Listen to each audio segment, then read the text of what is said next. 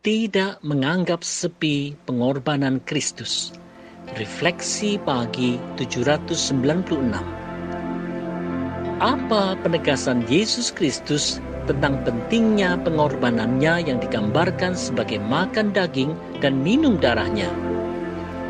Mari lihat penegasan Kristus di Yohanes 6 ayat 54 dan 55.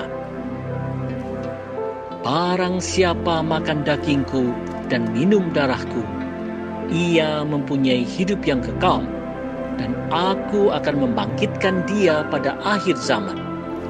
Sebab dagingku adalah benar-benar makanan, dan darahku adalah benar-benar minuman. Saudara-saudara, percaya bahwa Kristus telah mengorbankan dirinya untuk menebus dosa manusia adalah keputusan terbaik yang dapat diambil oleh manusia.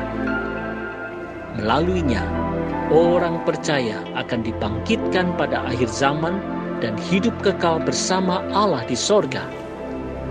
Percaya pada pengorbanan Kristuslah kuncinya.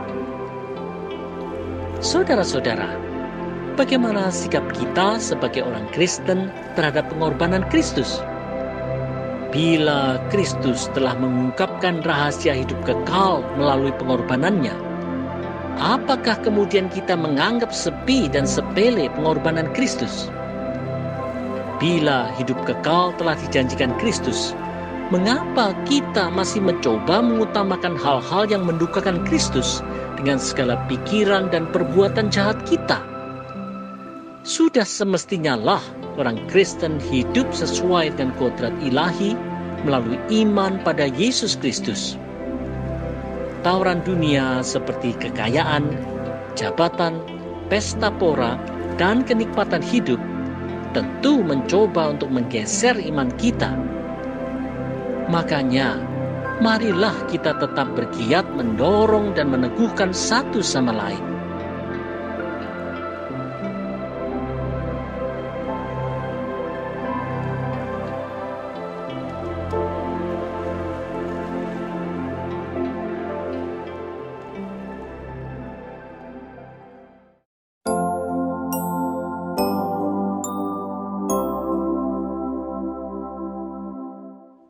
Belajar menghayati pengorbanan Kristus. Refleksi pagi 797. Apa yang terjadi sewaktu seseorang percaya kepada pengorbanan Kristus yang digambarkan dengan makan daging dan minum darah Kristus? Ini perkataan Yesus Kristus di Yohanes 5 ayat 56 dan 57. Barang siapa makan dagingku dan minum darahku, ia tinggal di dalam aku dan aku di dalam dia. Sama seperti Bapa yang hidup mengutus aku dan aku hidup oleh Bapa, demikian juga barang siapa yang memakan aku akan hidup oleh aku.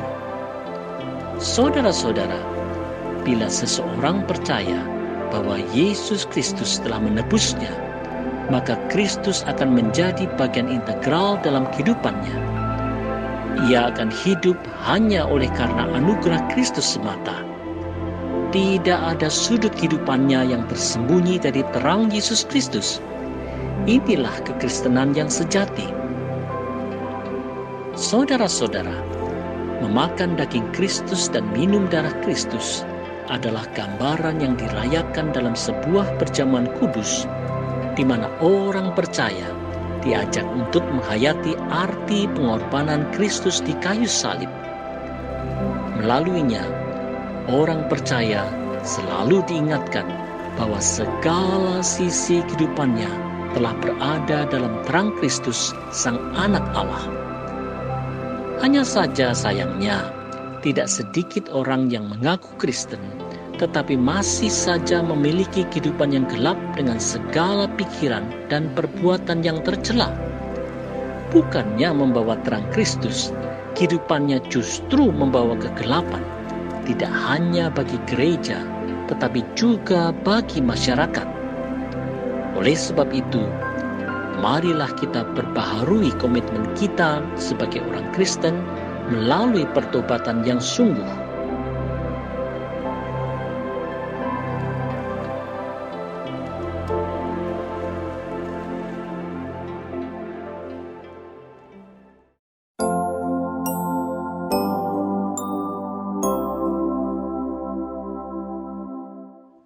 Yesus Kristus, roti hidup untuk kekekalan. Refleksi pagi 798. Apa yang ditegaskan oleh Yesus Kristus tentang dirinya yang ia sampaikan kepada orang-orang Yahudi yang ada di sinagoga di Kapernaum? Mari dengar perkataan Kristus di Yohanes 6 ayat 58 dan 59. Inilah roti yang telah turun dari sorga, bukan roti seperti yang dimakan nenek moyangmu dan mereka telah mati. Barang siapa makan roti ini, ia akan hidup selama-lamanya. Semuanya ini dikatakan Yesus di Kapernaum ketika ia mengajar di rumah ibadat. Saudara-saudara, Yesus menegaskan bahwa dialah sang roti hidup yang datang dari sorga. Dialah sang anak Allah yang diutus oleh Allah Bapa untuk membawa orang percaya kepada kehidupan yang kekal melalui pengorbanannya di kayu salib. Dialah sang juru selamat dunia. Saudara-saudara, orang-orang Yahudi pada zaman Yesus sangatlah meninggikan Musa dan Taurat Musa. Keajaiban roti mana yang diberikan Tuhan kepada bangsa Israel merupakan cerita yang memberi kesan yang dalam bagi mereka. Oleh sebab itu, Yesus memperkenalkan paradigma baru tentang roti mana, yaitu dengan memperkenalkan dirinya sebagai sang roti hidup yang tidak hanya diberikan selama di padang gurun Sinai, tetapi terlebih lagi roti ini diberikan sampai kepada kekekalan. Betapa luar biasanya Yesus Kristus. Oleh sebab itu, marilah kita selalu hidup di dalam Yesus Kristus. Di dalam Kristus sajalah kita pasti akan selalu dikenyangkan dan dipuaskan hatinya. Di dalam Kristus sajalah ada kecukupan hidup yang sejati.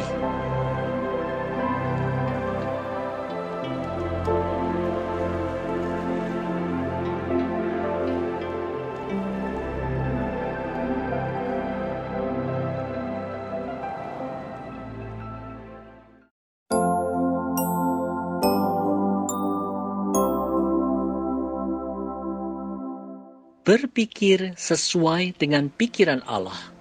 Refleksi pagi 799. Gambaran Yesus tentang daging dan darah Kristus sebagai gambaran iman pada pengorbanan Yesus Kristus telah membuat banyak pengikut Kristus sangat bergumul. Mari dengar pergumulan mereka di Yohanes 6 ayat 60 dan 61. Sesudah mendengar semuanya itu, banyak dari murid-murid Yesus yang berkata, "Perkataan ini keras, siapakah yang sanggup mendengarkannya?" Yesus yang di dalam hatinya tahu bahwa murid-muridnya bersungut-sungut tentang hal itu, berkata kepada mereka, "Adakah perkataan itu menggoncangkan imanmu?" Saudara-saudara, Yesus Kristus memahami sungut-sungut pengikutnya yang tidak suka bila Sang Mesias itu menderita. Mereka tidak paham bahwa penderitaan Kristus adalah jalan keselamatan. Saudara-saudara, dalam mengikut Kristus, banyak orang Kristen yang bersikap sesuai pikiran mereka sendiri saja. Ada yang berpandangan bahwa bila seseorang mengikut Kristus, ia haruslah hidup berkelimpahan materi dan uang. Ia haruslah selalu sehat. Bahkan ada yang beranggapan bahwa bila orang Kristen itu miskin, sakit-sakitan, serta menderita, pastilah orang itu tidak dikenan Tuhan. Ini tentulah tidak demikian, karena pikiran Allah bukanlah seperti itu. Di dalam kemahakuasaannya, Allah tahu segala perkara dan Allah tahu anugerah apa yang hendak diberikannya kepada setiap orang percaya, termasuk mengizinkan terjadinya hal buruk. Apapun itu, marilah kita berserah pada Kristus sambil terus mengingat akan pengorbanan Kristus.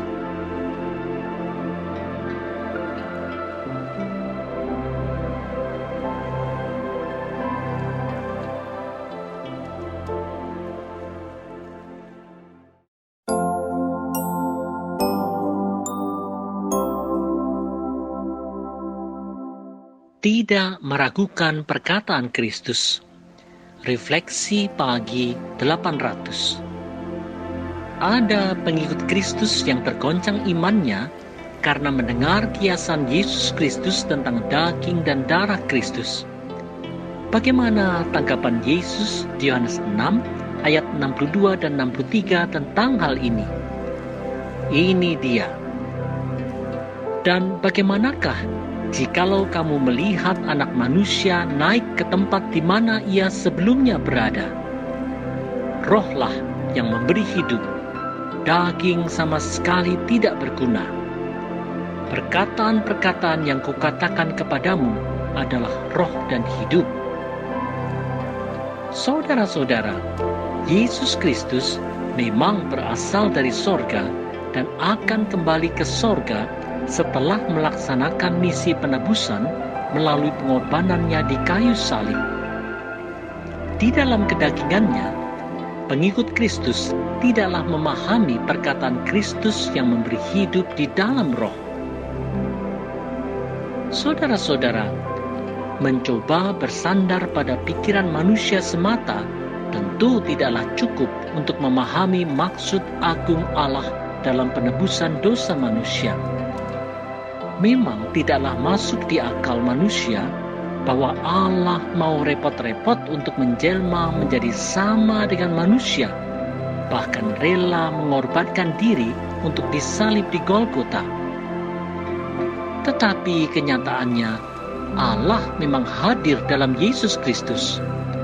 Oleh sebab itu, melalui pertolongan roh, janganlah kita menolak uluran tangan Allah yang menyelamatkan itu. Marilah kita tidak sekalipun meragukan akan maksud mulia Allah dalam Yesus Kristus.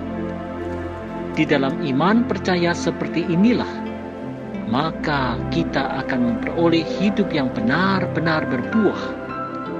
Ayolah kita menaati Allah dalam Yesus Kristus tanpa ragu.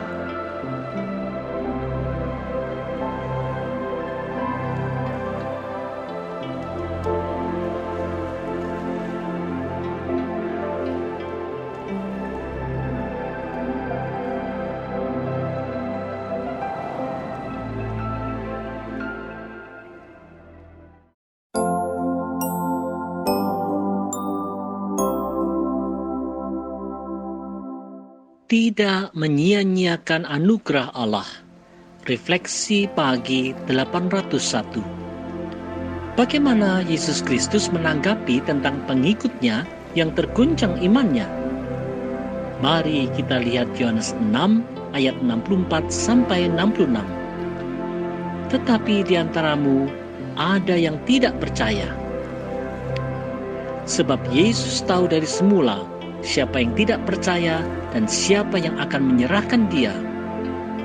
Lalu ia berkata, sebab itu telah kukatakan kepadamu, tidak ada seorang pun dapat datang kepadaku kalau Bapa tidak mengaruniakannya kepadanya. Mulai dari waktu itu, banyak murid-muridnya mengundurkan diri dan tidak lagi mengikut dia. Saudara-saudara, Yesus menegaskan bahwa seseorang bisa percaya kepadanya adalah hanya karena anugerah Allah Bapa. Tanpa anugerah, tidak ada yang bisa menjadi orang percaya. Tak heran bila ada yang meninggalkan Kristus. Saudara-saudara, tentu ada saja orang di Indonesia ini yang melihat kekristenan hanya dari sisi statistik jumlah penganutnya semata. Apakah seseorang memang benar-benar percaya Kristus atau tidak, bukanlah hal yang penting. Bahkan, statistik jumlah ini sering menjadi komoditas politik untuk kepentingan sesaat. Iman Kristen akhirnya kehilangan makna dan tereduksi menjadi sekedar predikat seseorang saja.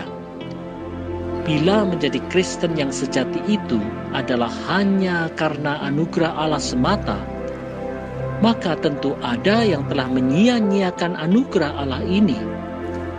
Oleh sebab itu, wahai orang Kristen Indonesia, marilah kita perbaharui iman kita kepada Kristus. Janganlah sia-siakan anugerah yang telah diberikan Allah Bapa dalam Yesus Kristus. Ayolah.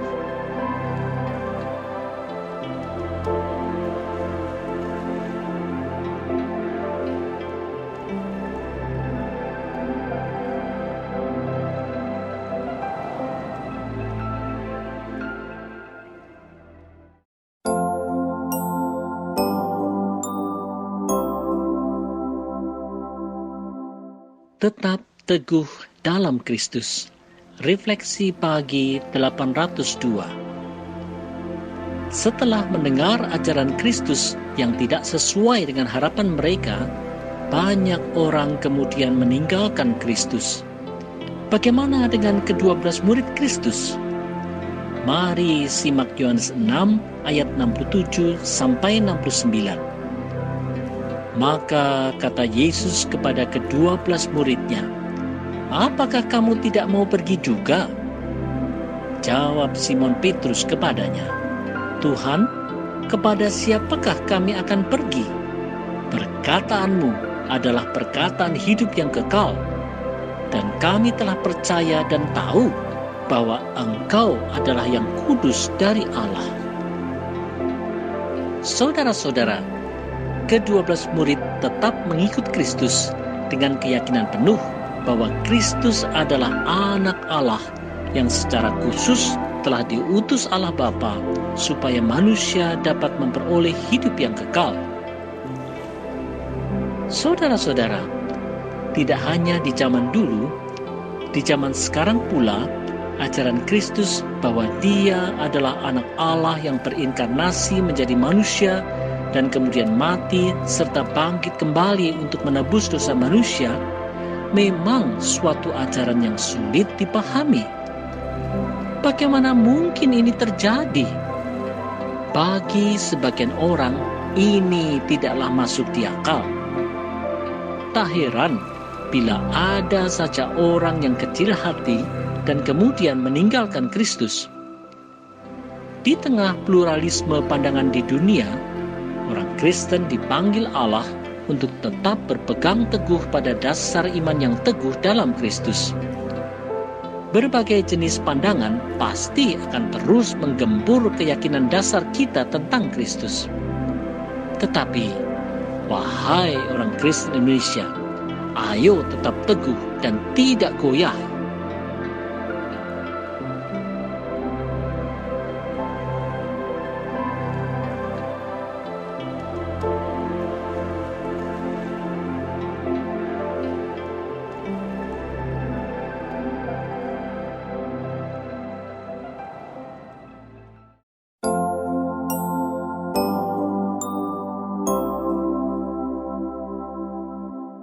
Tetap teguh dan setia di jalannya.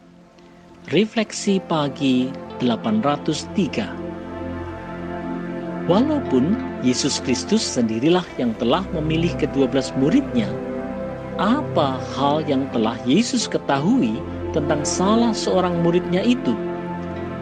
Mari simak Yohanes 6 ayat 70 dan 71.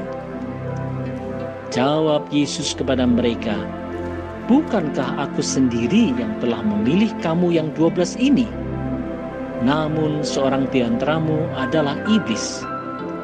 Yang dimaksudkannya ialah Yudas, anak Simon Iskariot, sebab dialah yang akan menyerahkan Yesus. Dia seorang di antara ke-12 murid itu. Saudara-saudara, sebagai anak Allah, Yesus tahu bahwa Yudaslah yang akan mengkhianatinya. Sejalan dengan kehendak Allah Bapa, Yesus taat menjalankan rencana agung Allah bagi penebusan manusia, walaupun rencana tersebut harus lewat pengkhianatan dan derita.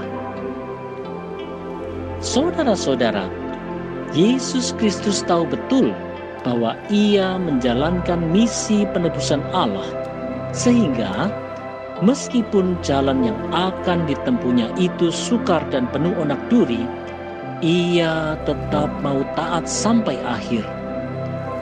Komitmen untuk taat mengalir dalam kehendak Allah memang adalah kunci untuk menghadapi segala kesukaran dalam hidup. Karena aliran rencana Allah itu pasti baik, orang percaya harus belajar untuk taat dalam menjalankan kehendak Allah, walaupun prospek ke depannya sepertinya suram.